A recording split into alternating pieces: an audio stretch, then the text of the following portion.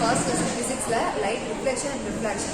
Light na enna reflection and refraction of light வந்து எப்படி வந்து ஃபார்ம் ஆகும்ங்கறத பார்த்தாச்சு. இப்போ reflection of light and refraction of light வந்து எப்படி பேஸ் பண்ணிருக்கு அப்படி சொல்லி பார்த்தோம்னா reflection of lightங்கிறது வந்து spherical mirror பேஸ் பண்ணிருக்கு. Refraction of light வந்து spherical lenses பேஸ் பண்ணிருக்கு. Spherical lens and spherical mirror வந்து ray of light வந்து ஃபார்ம் ஆயிருக்கு. Refraction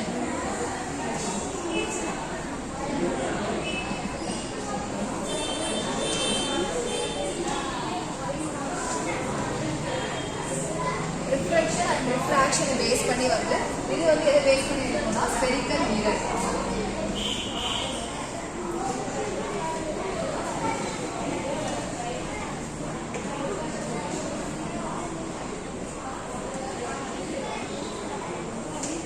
reflection of light வந்து spherical mirror-ஐயும் refraction of light வந்து spherical lens பேஸ் பண்ணிருக்கு. spherical mirror-னா ஒரு plain mirror-ல வந்து ஆப்ஜெக்ட் வந்து ரிஃப்ளெக்ட் ஆகும்போது எப்படி இருக்கும்னா angle of incidence angle of refraction வந்து ஈக்குவலா இருக்கும். நம்ம பார்க்குற plain mirror சரியா, நம்ம வந்து plain mirror இருக்கும்போது என்ன நார்மல் கிளாஸ் எடுத்தீங்கன்னா பின்னாடி வந்து என்ன கோட் பண்ணியிருக்கும்போது இருக்கும்போதுன்னா அது வந்து என்ன ஒபாக் நேச்சர்ல இருக்காது.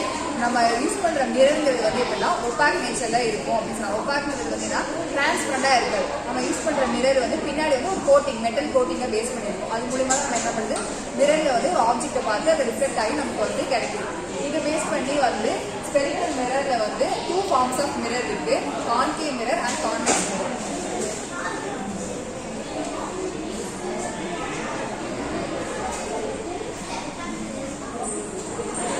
Concave and convex mirror. Spherical மிரர்ல ஒரு ஃபார்ம் தான் வந்து என்ன சொல்லணும்னா ஸ்பெரிக்கல் ஷேப். இந்த ஸ்பியர் ஷேப்ல ஒரு பார்ட் ஆஃப் வந்து கட் பண்ணோம்னா அதான் வந்து என்ன கான்கேவ் அண்ட் கான்வெக்ஸ் மிரர் வந்து ஃபார்ம் ஆகும். இது வந்து என்ன ஒரு ஸ்பியர் ஷேப்ல வந்து ஒரு பார்ட்டை வந்து சொல்றதா என்ன சொல்லணும்னா மிரர் வந்து ஃபார்ம் ஆகும். கான்வெக்ஸ்ங்கிறது வந்து என்ன மிரர் ஃபார்மேஷன் வந்து கர்வ் வந்து எப்படின்னா அவுட்வர்டை பேஸ் பண்ணி இருக்கிறதா வந்து சொன்னா கான்வெக்ஸ் மிரர்.